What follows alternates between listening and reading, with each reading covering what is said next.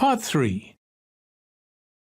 You will hear a conversation between a lecturer and two horticulture students who are preparing a display for a science fair.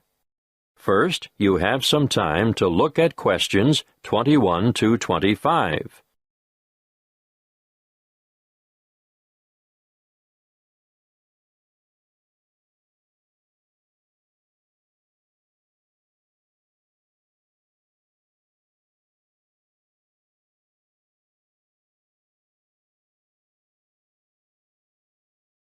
Listen carefully and answer questions 21 to 25. Good morning, Annie. Tony, how are you?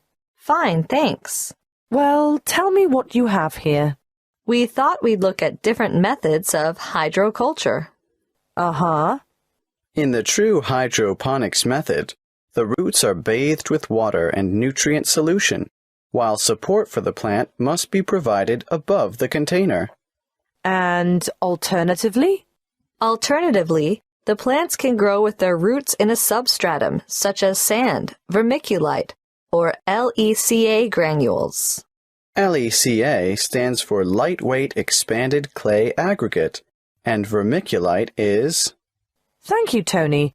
I know what vermiculite is, but you should be prepared to give details about all these things to the visitors.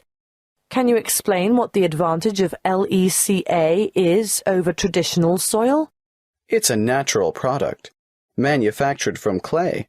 It's colorful, lightweight, and perfect for allergy sufferers. That's right. Now tell me why. Because it's clean and hygienic, bacteria and soil diseases don't get a chance. Well, you could say that on this chart here, ideal for household plants.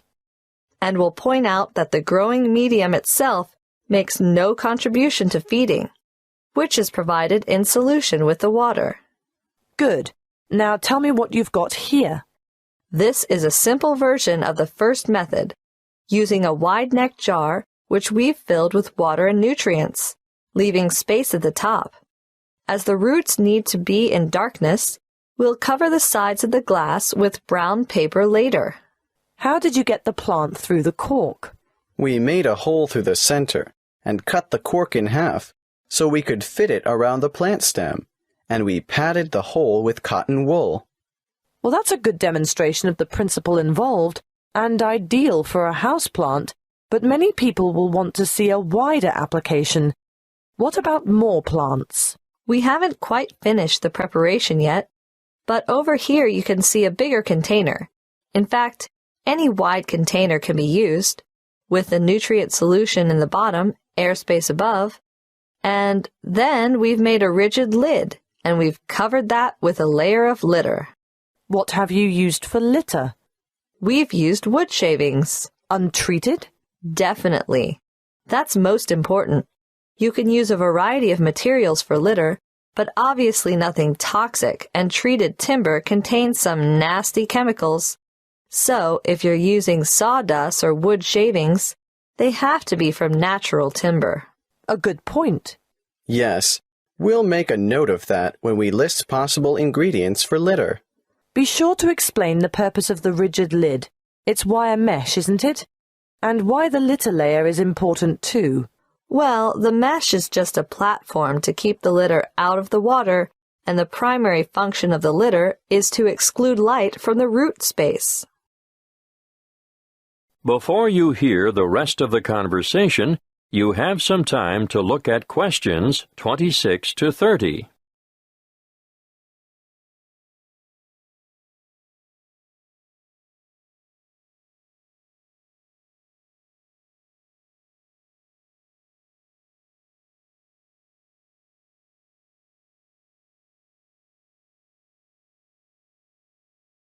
Now listen and answer questions 26 to 30.